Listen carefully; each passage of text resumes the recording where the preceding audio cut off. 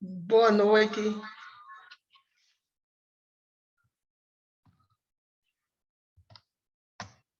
Sejam todos bem-vindos mais uma vez. Vocês já foram cumprimentados, né, no chat por mim, também por Davi, por mamãe. Que a graça de Cristo invada os corações de cada um nessa noite. Estamos na presença de Deus para investigar qual a sua vontade em nossa vida. E eu trago um assunto importantíssimo para nós nessa noite, com o título O Plano Perfeito. É até título de filme, né? O Plano Perfeito. Mas aqui não é filme, não. É vida real, é vida eterna, é salvação.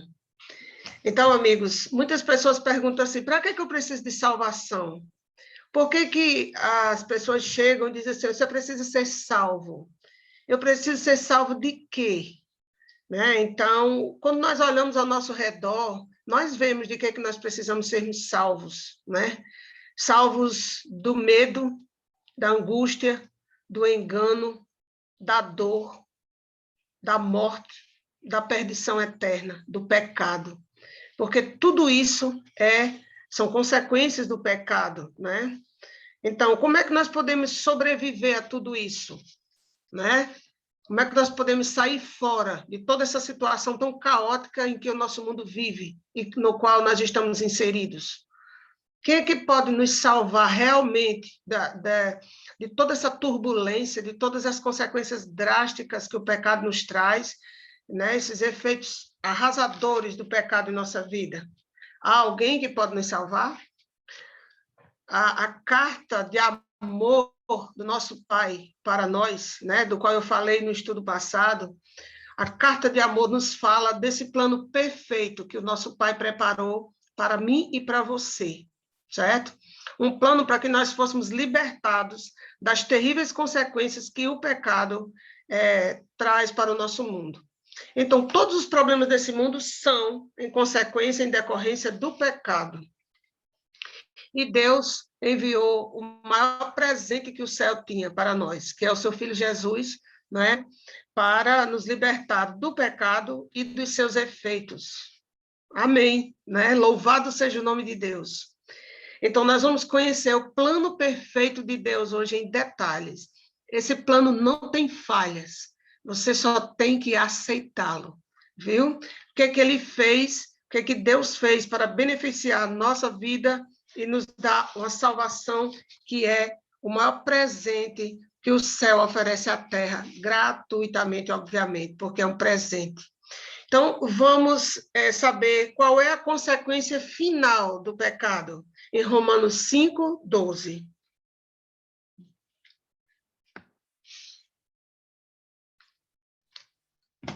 Portanto, assim como por um só homem entrou o pecado no mundo, e pelo pecado a morte, assim também a morte passou a todos os homens, porque todos pecaram. Olha aí, além do medo, da desconfiança, da raiva, dos sentimentos ruins que invadem a nossa mente e que muitas vezes é tão difícil de nós nos desvencilharmos deles, de nós nos libertarmos deles, além da dor, da doença, da decrepitude que nos arrasta para, né? Os anos vão passando, nós temos cada dia mais experiência, no entanto, nossa pele fica flácida, envelhece, adquirimos doenças. No final de tudo isso, nos espera a morte, não é? Mas, apesar de sabermos que o pecado trouxe a morte, Jesus trouxe a vida e vida eterna. Amém? Através da sua morte e da sua ressurreição. Então, o plano de Deus para mim e para você é perfeito. É perfeito. Então, amigos, o homem, o ser humano, eu e você, será que nós podemos resolver o problema do pecado sozinhos, sem Deus? Será que podemos? Vamos ver o que o profeta Jeremias deixou escrito, inspirado pelo Espírito Santo. Jeremias 2, 22. Será que eu e você tem alguma coisa que nós podemos fazer para diminuir o peso dos nossos pecados? Porque você certamente já ouviu alguém dizer assim, fulano de tal está sofrendo muito, está pagando seus pecados. Você já ouviu. E talvez até alguns de vocês já tenham até dito isso, não é verdade?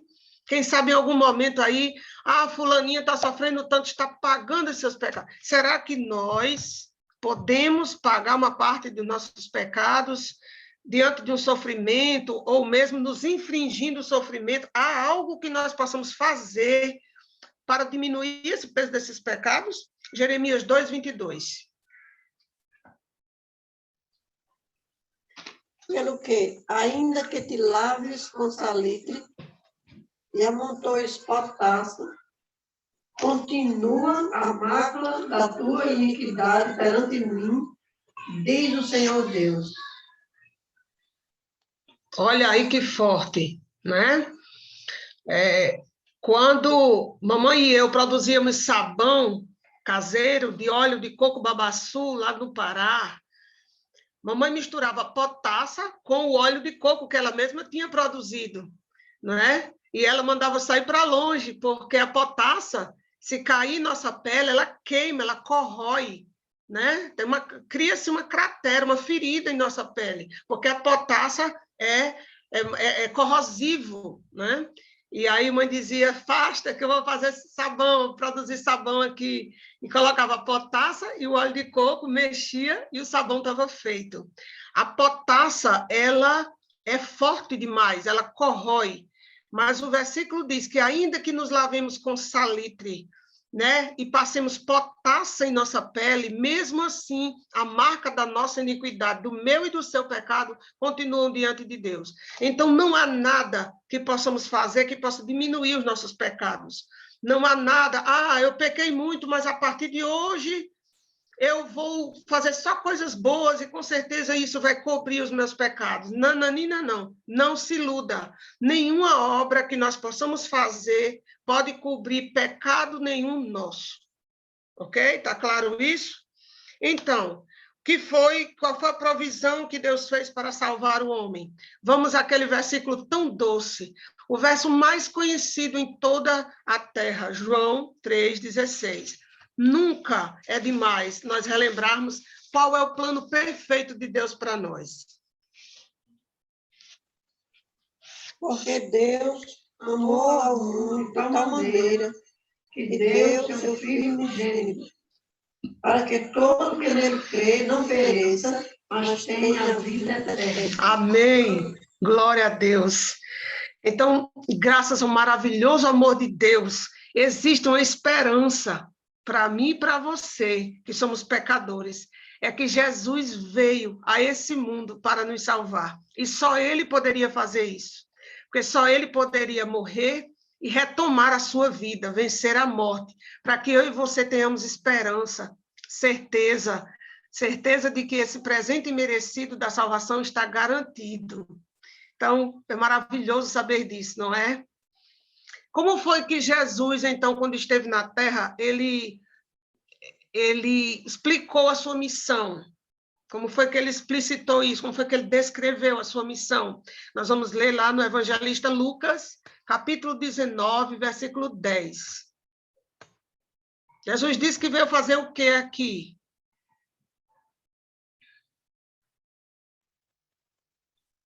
Lucas 19, 10. Porque o Filho do Homem veio buscar e salvar o perdido. Jesus foi claro, foi enfático. Jesus não usou meias palavras. Jesus não, não passou a mão na cabeça de ninguém. Ele não dourou a pílula. Ele disse as palavras exatas. O Filho do Homem, que era ele mesmo, veio buscar e salvar o perdido. Ou seja, toda a humanidade estava perdida. Éramos filhos da ira, rebeldes por natureza, como o apóstolo Paulo nos mostra em suas cartas maravilhosas. Éramos, por natureza, filhos da ira. Ou seja, quando nós nascemos, mesmo que nós nasçamos de pais casados, que tiveram, fizeram tudo direitinho ali, mas eles são pecadores. Então, quando nós nascemos, eu e você temos No nosso gene, a genética do ser humano já é de pecador. Então, desde pequenos, nós achamos muito mais fácil pecar do que obedecer a Deus. Uma criança pequena acha muito mais fácil aprender a dançar do que aprender a louvar a Deus. Uma criança de 2 anos de idade, é muito mais fácil ela aprender a dar a língua, dizer palavrão, do que louvar a Deus, do que fazer o bem ao coleguinha, do que repartir o lanche. É ou não é? Nós temos ou não temos dificuldade de ensinar nossas crianças a ser bondosos, a ser carinhosos? Você dá um lanche, olha, divida com seu amiguinho. Não é verdade? Por que a gente não nasce com essa vontade de fazer o que é direito? Porque somos pecadores, porque nascemos com a nossa natureza pecaminosa, certo? E só podemos vencê-la com o poder do Espírito Santo trabalhando em nós, se nós assim o quisermos. Isso é maravilhoso. Nós podemos vencer. Amém? Diga amém. Nós podemos vencer o pecado em nossa vida. Então, amigo, Jesus disse que veio para buscar e salvar o perdido. E aí tem uma coisa interessante, porque muitas vezes nós estudamos a Bíblia com pessoas e essas pessoas não se sentem perdidas, elas se sentem pessoas boazinhas, se sentem pessoas justas, se sentem pessoas, assim, legais, pessoas de boa mesmo, sabe? Eu não faço mal a ninguém, eu nunca roubei, nunca matei, vivo na minha, não gosto nem de viver em calçada falando da vida de ninguém, né? Se for uma mulher, às vezes diz assim, nunca roubei o marido de ninguém. Se for um homem, diz, eu nunca traí minha esposa, e pronto. Ele acha ou ela acha que porque, aparentemente, de acordo com o que ele entende, ele não faz mal a ninguém, pronto, ele não precisa de Jesus, está tudo bem, vai dar tudo certo. Não vai dar tudo certo, porque nós pecamos nos pensamentos, nós pecamos nas atitudes, nós temos pensamentos que nós até temos vergonha de ter tido aquele pensamento, porque são pensamentos pecaminosos. O pecado ele é muito sutil, ele é muito tênue, ele está arraigado em nós. Então, pecar não significa necessariamente cometer grandes falhas, cometer coisas que possam realmente destruir a vida de alguém. Certo? O pecado está arraigado, intrínseco em nossa natureza. Somos pecadores. E como eu já disse no outro estudo passado, nós não nascemos, como é que é? Eu me esqueci agora. Nós não somos pecadores porque pecamos. Não, nós não somos pecadores porque pecamos. Nós pecamos porque somos pecadores. Entenderam? Aí, nós pecamos porque somos pecadores. A nossa natureza é pecaminosa. Então, eu e você temos um ponto de partida para poder sermos salvos e aceitar o plano perfeito do céu em nossa vida. É admitir que eu e você somos pecadores e que sem Cristo estamos completamente perdidos. Sem Cristo sentando no trono do meu coração todas as manhãs, eu abrindo a porta e dizendo, Senhor, senta aqui e domine a minha vida, me ensine a viver como o Senhor quer que eu viva, sem que eu faça isso, sem que eu o aceite completamente, eu estou completamente perdida.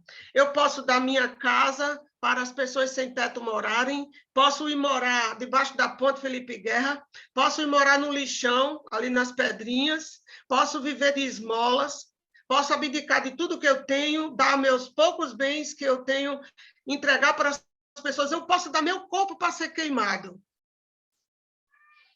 Nada disso cobrirá os meus pecados. Eu continuo pecadora, continuo perdida. Então, eu e você temos que partir do pressuposto. Eu sou pecadora, eu sou pecador e eu estou perdido. E eu tenho que ir a Cristo para participar desse plano perfeito que Deus fez para incluir eu e você. E nós já estamos inclusos. Mas Deus é um Deus tão amor, tão maravilhoso, tão educado, tão fino, tão gentleman, tão indizível, amorável, que ele nos dá o livre-arbítrio para que eu e você possamos escolher fazer parte do seu plano que é perfeito. O seu plano não falha.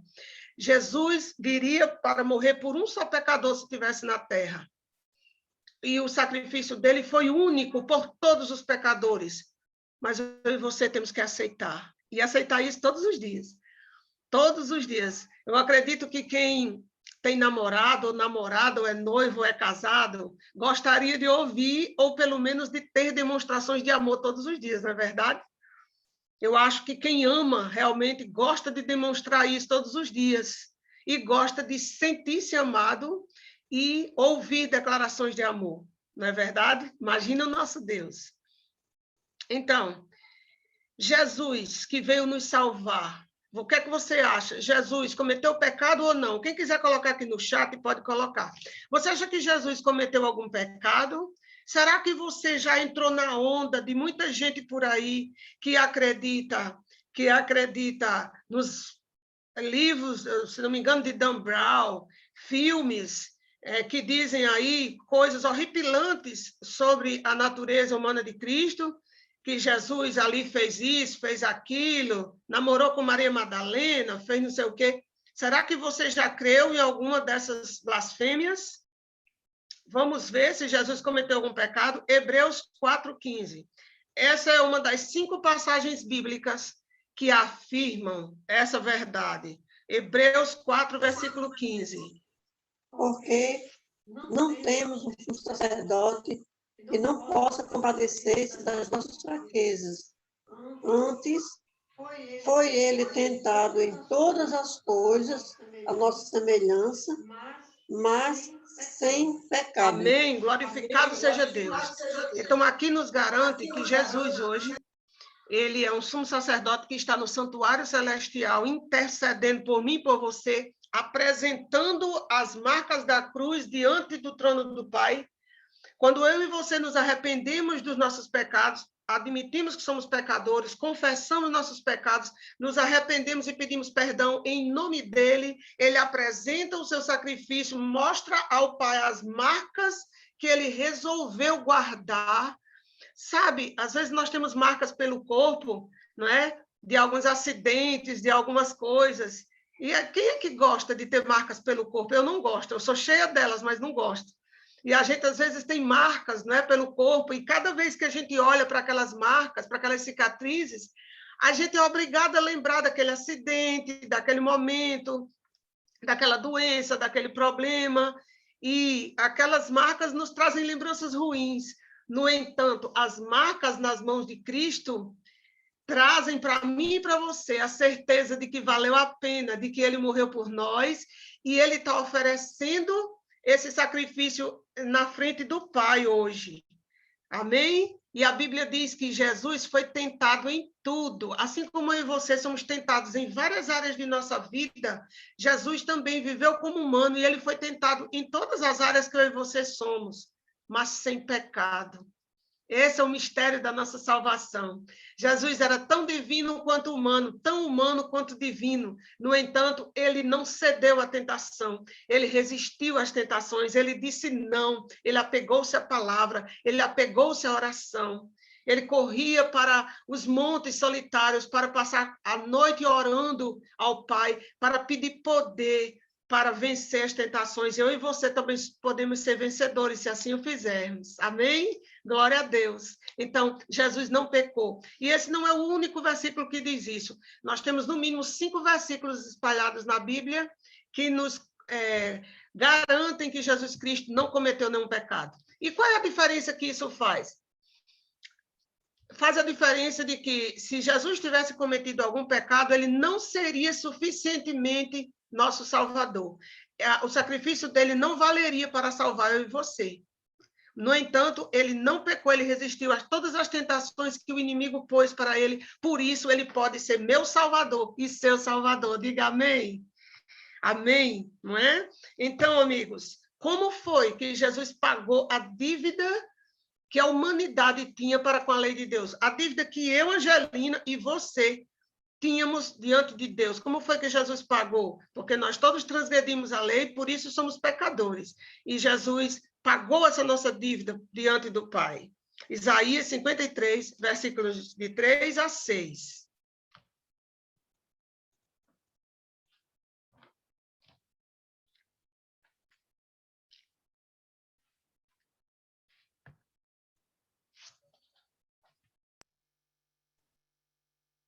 era desprezado e o mais rejeitado entre os homens.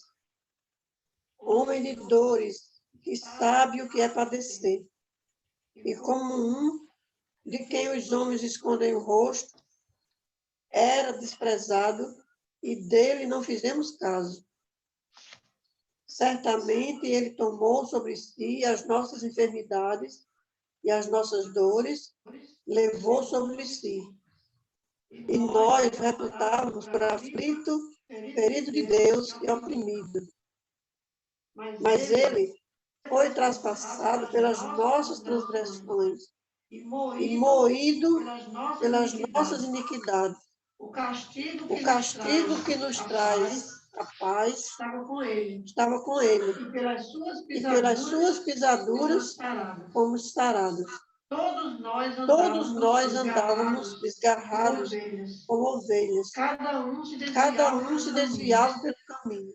Mas o Senhor fez cair sobre ele a iniquidade de todos nós. Olha aí, que descrição pictória, não é? Como se fosse um quadro pintado em detalhes diante de nossos olhos. O Espírito Santo revelou ao profeta Isaías como o Messias iria sofrer por cada um de nós na cruz. Em detalhes, gente, 700 anos antes de Jesus nascer, já estava escrito como é que ele ia sofrer.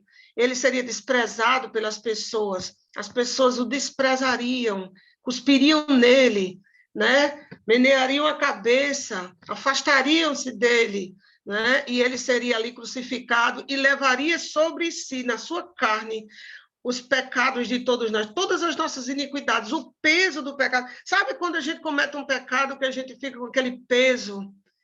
E olhe que a gente carrega por anos os pesos dos pecados, sendo tão fácil libertar-se deles. No final do estudo de hoje, eu vou dizer a você como é fácil libertar-se desse peso que eu carreguei, e que você pode estar carregando ainda, sendo que Jesus já levou na cruz. Jesus carregou por você esse peso que você carrega aí, só porque não aceita. Jesus, Deus colocou sobre Jesus ali no jardim do Getsemane o peso do meu e dos seus pecados, todos que cometeríamos e todos aqueles que os antepassados de Jesus cometeram. Por isso que foi tão difícil para ele. Por isso que ele ali ficou naquele estado tão apreensivo, né? Tão triste, triste até a morte, porque ele ficou com o peso. Mas ele decidiu cumprir o plano perfeito de seu Pai e nos dar salvação. Amém? Esses versos também nos esclarecem. Nós éramos como ovelhas por aí, desgarradas, cada um seguia o seu próprio caminho. Mas a palavra de Deus chega e me diz que Jesus carregou a iniquidade de todos nós e pagou o preço. Diante da justiça de Deus, Jesus pagou o preço, está pago. Eu não pequei, eu consegui vencer as tentações. Está aqui a minha vida perfeita para ser apresentada diante do Senhor em lugar da vida imperfeita deles. Aceita. Amém? Que maravilha saber disso, não é? Então, Jesus pagou perfeitamente a dívida que nós tínhamos com a lei de Deus. Então, amigos, qual foi o ato que assegurou nossa salvação? Prestem atenção que muitas religiões só falam da morte de Cristo, não é? 1 Coríntios 15, de 20 a 22. Que fato, que ato assegurou a nós a salvação? O que é que você acha? Quiser colocar no chat, o que foi, o que aconteceu que realmente assegura para mim e para você que podemos ser salvos? Enquanto isso, Davi ou mamãe estão procurando ali 1 Coríntios 15, 20 a 22.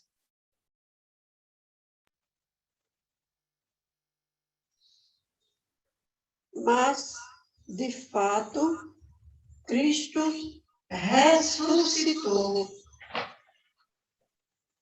Cristo não está morto. Amém. Ele morreu na cruz e não faria sentido servir ao Deus morto. Verdade. Então, de fato, Cristo ressuscitou dentre os mortos, sendo ele as primícias dos que dormem. Visto que a morte veio por um homem, também por um homem veio a ressurreição dos mortos. Porque, assim como em Adão todos morrem, assim também todos serão vivificados em Cristo. Amém, glória a Deus. Olha aí, amigos, o ato que assegurou a mim e a você a salvação é a ressurreição de Cristo. Então, Jesus morreu, mas ele venceu a morte. Ele ressuscitou exatamente ao terceiro dia, como ele havia prometido. Então, todas as promessas que Jesus faz, ele cumpre, não é? Então, a ressurreição de Jesus assegura a nossa salvação eterna. E nós seremos salvos pela sua vida, porque ele está vivo, porque ele viveu uma vida perfeita, não pecou, porque ele cumpriu o plano perfeito do Pai, morrendo na cruz, e ele retomou a sua vida para, pela sua vida, nós também sermos vivificados. Amém? Amigos, aceite, é de graça. Você não precisa andar curvado sobre os pesos dos seus pecados. Eu confesso a vocês que na noite em que eu me entreguei completamente a esse Pai de amor, eu fiquei tão feliz que quase não consigo dormir, de tanta felicidade. Eu ficava olhando para o teto, assim, deu 10 da noite, 11 da noite, meia-noite. Nesse tempo não tinha internet. Eu não liguei TV e eu fiquei tão feliz, e fiquei conversando ainda por mensagem de celular, uma coisa bem arcaica, com os irmãos da igreja, e era uma alegria tão grande, uma alegria tão grande, uma alegria tão grande, como nenhuma das noites felizes da minha vida se compararam. A noite da minha formatura não se comparou, a noite do lançamento dos meus 2 livros de poemas não se comparou, a noite em que eu voltei na minha terra, ao Pará, não se comparou. Nenhuma das noites maravilhosas de minha vida se compararam à noite em que eu aceitei esse plano perfeito na minha vida.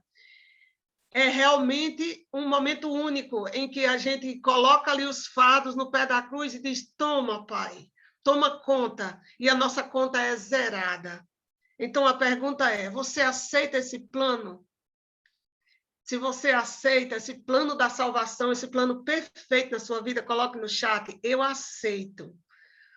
Você aceita hoje? E enquanto você responde no chat, eu quero ler uma passagem para você que vai lhe dizer exatamente o que você deve fazer. Marcos, Evangelho de Marcos, capítulo 16, versículo 16. Eu aceito, estou vendo alguns aceitam. Amém, amém. Que maravilha. Deus está vendo, mais do que eu, mais do que os outros que estão olhando, Deus está registrando. Sabe o que o evangelista Marcos, no capítulo 16, versículo 16, diz para você que aceita? Quem crê e for batizado será salvo. Então, amigos, quando alguém diz que ama você, você quer uma prova. Você quer que aquela pessoa deixe alguma coisa e venha viver com você. Mas mais do que isso, você quer que aquela pessoa assuma compromisso com você. É ou não é? Ama, então assuma um compromisso comigo. Ama, então venha ficar comigo. Vamos assinar os papéis, vamos viver comigo, vamos nos casar. É ou não é assim? Isso ainda não chegou na minha vida, mas é assim. A gente sabe que é assim. Então, a receita de Deus é: aceite o batismo, se entregue completamente, né? E entregue a sua vida para ser lavada simbolicamente nas águas pelo sangue de Cristo e nasça de novo, para que o plano perfeito de Deus possa ser cumprido na sua vida também. E você possa a cada dia crescer na fé e no conhecimento, na esperança, e possa influenciar outros a também entregarem seus fardos e serem salvos. Amigo, a salvação é algo que se repete todas as manhãs, todos os dias em nossa vida. E esse processo de salvação contínua, né? Esse cair e levantar, esse tropeçar e segurar na mão de Cristo e correr para os joelhos no chão, a Bíblia aberta, o jejum, às vezes, que é necessário, né? nos coloca num processo chamado santificação. A gente vai sentindo vergonha do que a gente fez, a gente vai sentindo nojo do que a gente fez, a gente vai sentindo asco de tanta coisa que a gente já fez, mas a gente sente também um alívio enorme por saber que lá no caderninho de Deus está escrito no nome de Angelina, lá na frente, com letras de sangue, perdoada. E Deus quer escrever na frente do seu nome, no livro da vida do Cordeiro, com letras de sangue, perdoado. Então, amigos, o apelo de hoje é: aceite ser batizado. Quem quer aceitar isso, pode colocar: eu aceito ser batizado. Eu aceito ser batizada. Amém, irmão Antônio? Deus o reconduza aos seus caminhos. Deus o reconduza. Amém. Amém, Leodécio. Que Deus, o Espírito Santo, que é quem convence-nos do pecado, da justiça e do juízo, possa completar essa obra no seu coração, certo? Para que você desça as águas, amigo, amiga, que está evangelizado, que conhece as doutrinas, que você possa ser invadido por essa paz que só o perdão de Cristo lhe dá. Amém? Vamos orar? Ao terminar a oração, eu peço que Davi coloque novamente Sangue Carmesim, que é um louvor que mexe muito comigo e que mostra para mim e para você o que Deus fez em Jesus na nossa vida. O juiz trocando de lugar com o réu. O réu foi condenado diante daquele tribunal, mas ao dar a sentença, o juiz sai de atrás da sua mesa e entrega as mãos. E ali o carcereiro tira as algemas do réu e coloca no juiz, e o juiz vai pagar a pena.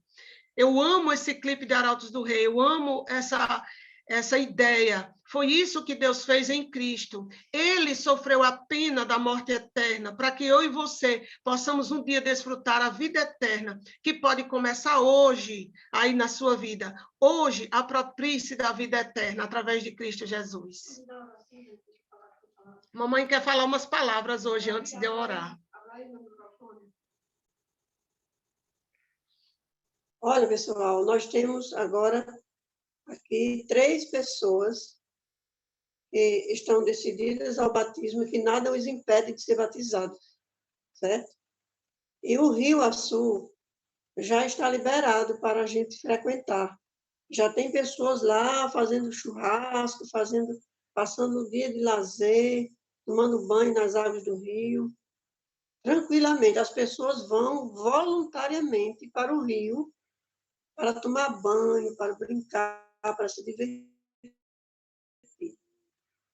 Então, como nós já estamos podendo ir para o rio, eu quero dizer para você que você que disse sim, nós vamos entrar em contato com você e vamos marcar o horário para a gente ir lá no rio, fazer essa festa, selar a sua vida com Deus. Se as pessoas não têm medo de tomar banho no rio, por que teria medo de ser batizado? Qual é o segredo de não querer mergulhar naquela água? Então, que Deus abençoe os 3 que decidiram hoje. Nós vamos fazer essa festa, viu, Jaqueline? Podem se preparar. Todos que estão conectados aqui. Nós vamos fazer, vamos registrar, vamos colocar aqui para motivar os demais que estão preparados, que estão evangelizados, que estão prontos. E aqueles que chegaram por último, que estão agora recebendo pela primeira vez essas verdades, não se preocupem, ainda não é o seu momento, cada um terá seu momento. Eu estou me referindo, estou me dirigindo àquelas pessoas que estão conosco desde o mês de março, que já conhecem, que já sabem demais o que devem fazer. Deus seja louvado por sua decisão. Amém. Amém. Vamos orar para encerrar esse estudo maravilhoso de hoje, o plano perfeito de Deus para mim e para você. Deus amantíssimo, Deus eternal, onipotente, onipresente, onisciente. Deus que já sabia da nossa vida antes mesmo que nenhum dos dias de nossa vida existisse. Louvado seja o teu nome. Te agradecemos pelo plano perfeito que o Senhor bolou nos concílios celestiais antes da criação do mundo. E lá nós sabemos que Jesus se ofereceu, porque a onisciência que a Trindade tem sabia que os seres humanos cairiam em pecado. E Jesus já se ofereceu e deu a sua palavra que viria na plenitude do tempo para pagar o preço dos pecados da humanidade diante da lei de Deus, para que nós hoje, pobres pecadores, possamos viver seguros, possamos viver em paz, possamos dizer sim para esse Deus maravilhoso, que mandou essa carta linda de amor para nós, que é a Bíblia, que bolou um plano perfeito, que não tem nenhuma falha, para que a nossa salvação seja garantida, mas Ele espera nosso livre-arbítrio, a nossa decisão. Pai querido, toma o nosso coração em Tuas mãos, toma estes que tomaram a decisão em Teus braços, acolhe-os nos Teus braços como se eles fossem bebezinhos, porque na verdade são. Embala-os nos Teus braços de amor, canta para eles a canção da salvação aos seus ouvidos. Dê a eles, Senhor, a certeza de que essa é a melhor decisão que tomam em suas vidas e dela jamais se arrependerão. Fica conosco, Deus, nos dá uma noite maravilhosa em Tua presença. Cobre-nos com as Tuas asas de poder para que o mal não nos atinja antes de nós tomarmos essa decisão. Muito obrigada por tudo. Em nome de Jesus. Amém. Boa noite, amigos.